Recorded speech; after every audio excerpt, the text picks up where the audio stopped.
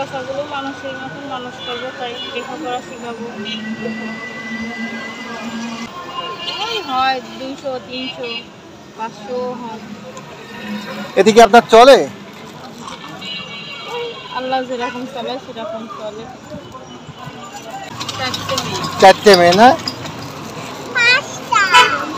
আমার লক্ষ্য একটাই, কাছা কাছা মানুষের মতন মানুষ করবো, নিজের পায়ে দাঁড়াবো।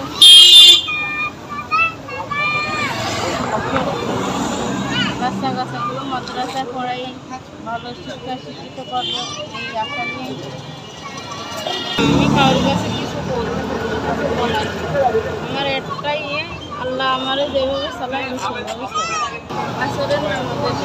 আসরের নামাজের পর আসেন, কটা বন্ধ থাকেন? 9টা 10টা পর্যন্ত তাই বাড়ির কাজ গুছাইয়ে তারপরে আসি। যখন বাড়ি পিছিয়ে থাকছে পুরো টাকা হলে তাও বাচ্চাগুলো মানুষের মতন মানুষ করতে পারে। আপনার সংসারে একটু উপকার হবে। আচ্ছা আচ্ছা আচ্ছা।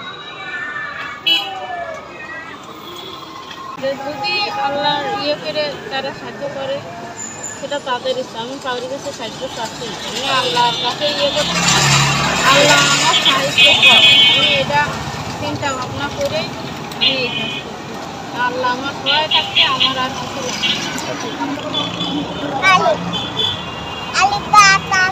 Very good. বাবা তোমার নাম কি? তুমি কি পড়বা? Very good.